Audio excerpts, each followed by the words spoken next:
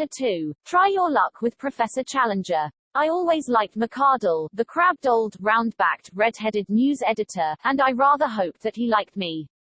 Of course, Beaumont was the real boss, but he lived in the rarefied atmosphere of some Olympian height from which he could distinguish nothing smaller than an international crisis or a split in the cabinet. Sometimes we saw him passing in lonely majesty to his inner sanctum, with his eyes staring vaguely and his mind hovering over the Balkans or the Persian Gulf. He was above and beyond us. But McArdle was his first lieutenant, and it was he that we knew. The old man nodded as I entered the room, and he pushed his spectacles far up on his bald forehead. Well, Mr. Malone, from all I hear, you seem to be doing very well, said he in his kindly Scotch accent. I thanked him. The colliery explosion was excellent. So was the Southwark fire. You have the true descriptive touch. What did you want to see me about? To ask a favor. He looked alarmed and his eyes shunned mine. Tut, tut. What is it? Do you think, sir, that you could possibly send me on some mission for the paper? I would do my best to put it through and get you some good copy. What sort of mission had you in your mind, Mr. Malone? Well, sir, anything that had adventure and danger in it. I would really do my very best. The more difficult it was, the better it would suit me. You seem very anxious to lose your life. To justify my life, sir. Dear me, Mr. Malone, this is very, very exalted. I'm afraid the day for this sort of thing is rather past. The expense of the special mission business hardly justifies the result, and, of course, in any case it would only be an experienced man with a name that would command public confidence who would get such an order. The big blank spaces in the map are all being filled in, and there's no room for romance anywhere. Wait a bit, though, he added, with a sudden smile upon his face. Talking of the blank spaces of the map gives me an idea. What about exposing a fraud, a modern Munchausen, and making him ridiculous? You could show him up as the liar that he is. Man, it would be fine. How does it appeal to you? Anything, anywhere, I care nothing. McArdle was plunged in thought for some minutes. I wonder whether you could get on friendly, or at least on talking terms with the fellow, he said, at last. You seem to have a sort of genius for establishing relations with people, sympathy, I suppose, or animal magnetism, or youthful vitality, or something. I am conscious of it myself. You are very good, sir. So why should you not try your luck with Professor Challenger, of Enmore Park? I dare say I looked a little startled. Challenger, I cried. Professor Challenger, the famous zoologist. Wasn't he the man who broke the skull of Blundell, of the Telegraph? The news editor smiled grimly. Do you mind? Didn't you say it was adventures you were after? It is all in the way of business, sir, I answered. Exactly. I don't suppose he can always be so violent as that. I'm thinking that Blundell got him at the wrong moment, maybe, or in the wrong fashion. You may have better luck, or more tact in handling him. There's something in your line there, I am sure, and the Gazette should work it. I really know nothing about him, said I. I only remember his name in connection with the police court proceedings, for striking Blundell. I have a few notes for your guidance, Mr. Malone. I've had my eye on the professor for some little time. He took a paper from a drawer. Here is a summary of his record. I give it you briefly. Challenger, George Edward, born, Largs, N.B., 1863. Ediac, Largs Academy, Edinburgh University. British Museum Assistant, 1892. Assistant Keeper of Comparative Anthropology Department, 1893. Resigned after acrimonious correspondence same year. Winner of Crayston Medal for Zoological Research. Foreign member of, well, quite a lot of things, about 2 inches of small type, Société Belge, American Academy of Sciences, La Plata, etc., etc. Ex-President Paleontological Society, Section H, British Association, Saron, Publications, Some Observations upon a Series of Kalmuck Skulls, Outlines of Vertebrate Evolution, and numerous papers, including The Underlying Fallacy of Weismannism, which caused heated discussion at the Zoological Congress of Vienna. Recreations, walking, alpine climbing. Address, Enmore Park, Kensington, W. There, take it with you. I've nothing more for you tonight. I pocketed the slip of paper. "One moment, sir," I said, as I realized that it was a pink bald head, and not a red face, which was fronting me. "I am not very clear yet why I am to interview this gentleman." "What has he done?" The face flashed back again. "Went to South America on a solitary expedition 2 years ago. Came back last year. Had undoubtedly been to South America, but refused to say exactly where. Began to tell his adventures in a vague way, but somebody started to pick holes, and he just shut up like an oyster. Something wonderful happened, or the man's a champion liar, which is the more probable supposition. Had some damaged photographs, said to be fakes. Got so touchy that he assaults anyone who asks questions, and heaves reporters down the stairs. In my opinion, he's just a homicidal megalomaniac with a turn for science. That's your man, Mr. Malone. Now, off you run, and see what you can make of him. You're big enough to look after yourself. Anyway, you're all safe. Employers' Liability Act, you know." The grinning red face turned once more into a pink oval, fringed with gingery fluff. The interview was at an end. I walked across to the Savage Club, but instead of turning into it I leaned upon the railings of Adelphi Terrace and gazed thoughtfully for a long time at the brown, oily river. I can always think most sanely and clearly in the open air. I took out the list of Professor Challenger's exploits, and I read it over under the electric lamp. Then I had what I can only regard as an inspiration. As a pressman, I felt sure from what I had been told that I could never hope to get into touch with this cantankerous professor.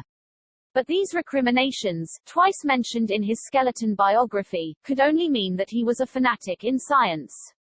Was there not an exposed margin there upon which he might be accessible? I would try. I entered the club. It was just after 11, and the big room was fairly full, though the rush had not yet set in. I noticed a tall, thin, angular man seated in an armchair by the fire. He turned as I drew my chair up to him. It was the man of all others whom I should have chosen, Tarp Henry, of the staff of nature, a thin, dry, leathery creature, who was full, to those who knew him, of kindly humanity. I plunged instantly into my subject. "What do you know of Professor Challenger?" Challenger, he gathered his brows in scientific disapproval. Challenger was the man who came with some cock and bull story from South America. What story? Oh, it was rank nonsense about some queer animals he had discovered. I believe he has retracted since. Anyhow, he has suppressed it all. He gave an interview to Reuters, and there was such a howl that he saw it wouldn't do. It was a discreditable business. There were 1 or 2 folk who were inclined to take him seriously, but he soon choked him off. How? Well, by his insufferable rudeness and impossible behavior. There was poor old Wadley, of the Zoological Institute.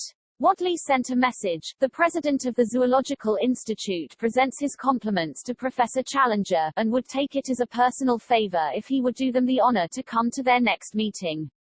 The answer was unprintable. You don't say. Well, a bowdlerized version of it would run, Professor Challenger presents his compliments to the president of the Zoological Institute, and would take it as a personal favor if he would go to the devil. Good Lord. Yes, I expect that's what old Wadley said.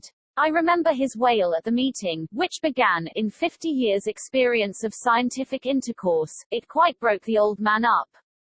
Anything more about Challenger? Well, I'm a bacteriologist, you know. I live in a 900 diameter microscope. I can hardly claim to take serious notice of anything that I can see with my naked eye. I'm a frontiersman from the extreme edge of the knowable, and I feel quite out of place when I leave my study and come into touch with all you great, rough, hulking creatures. I'm too detached to talk scandal, and yet at scientific conversazioni I have heard something of Challenger, for he is one of those men whom nobody can ignore. He's as clever as they make him, a full-charged battery of force and vitality, but a quarrelsome, ill-conditioned faddist, and unscrupulous at that. He had gone the length of faking some photographs over the South American business. You say he is a faddist. What is his particular fad? He has 1,000, but the latest is something about Weissman and evolution. He had a fearful row about it in Vienna, I believe. Can't you tell me the point? Not at the moment, but a translation of the proceedings exists. We have it filed at the office. Would you care to come? It's just what I want. I have to interview the fellow, and I need some lead up to him. It's really awfully good of you to give me a lift. I'll go with you now, if it is not too late. Half an hour later I was seated in the newspaper office with a huge tome in front of me, which had been opened at the article, Weissman vs. Darwin, with the subheading, Spirited Protest at Vienna. Lively proceedings. My scientific education having been somewhat neglected, I was unable to follow the whole argument, but it was evident that the English professor had handled his subject in a very aggressive fashion, and had thoroughly annoyed his continental colleagues. Protests, uproar, and general appeal to the chairman were three of the first brackets which caught my eye. Most of the matter might have been written in Chinese for any definite meaning that it conveyed to my brain. I wish you could translate it into English for me, I said, pathetically, to my helpmate. Well, it is a translation. Then I'd better try my luck with the original. It is certainly rather deep for a layman. If I could only get a single good, meaty sentence which seemed to convey some sort of definite human idea, it would serve my turn. Ah, yes, this one will do. I seem in a vague way almost to understand it. I'll copy it out. This shall be my link with the terrible professor. Nothing else I can do. Well, yes, I propose to write to him. If I could frame the letter here, and use your address, it would give atmosphere. We'll have the fellow round here making a row and breaking the furniture. No, no, you'll see the letter, nothing contentious, I assure you. Well, that's my chair and desk. You'll find paper there. I'd like to censor it before it goes. It took some doing, but I flatter myself that it wasn't such a bad job when it was finished. I read it aloud to the critical bacteriologist with some pride in my handiwork. Dear Professor Challenger, it said, as a humble student of nature, I have always taken the most profound interest in your speculations as to the differences between Darwin and Weissman. I have recently had occasion to refresh my memory by rereading, You Infernal Liar, murmured Tarp Henry. By rereading your masterly address at Vienna. That lucid and admirable statement seems to be the last word in the matter. There is one sentence in it, however, namely, I protest strongly against the insufferable and entirely dogmatic assertion that each separate id is a microcosm possessed of an historical architecture elaborated slowly through the series of generations. Have you no desire, in view of later research, to modify this statement? Do you not think that it is over-accentuated? With your permission, I would ask the favor of an interview, as I feel strongly upon the subject, and have certain suggestions which I could only elaborate in a personal conversation. With your consent, I trust to have the honor of calling at 11 o'clock the day after tomorrow, Wednesday, morning. I remain, sir, with assurances of profound respect, yours very truly, Edward D. Malone. How's that? I asked, triumphantly. Well, if your conscience can stand it, it has never failed me yet. But what do you mean to do? To get there, once I am in his room I may see some opening. I may even go the length of open confession. If he is a sportsman he will be tickled. Tickled, indeed. He's much more likely to do the tickling. Chain mail, or an American football suit, that's what you'll want. Well, goodbye. I'll have the answer for you here on Wednesday morning, if he ever deigns to answer you. He is a violent, dangerous, cantankerous character, hated by everyone who comes across him, and the butt of the students, so far as they dare take a liberty with him. Perhaps it would be best for you if you never heard from the fellow at all.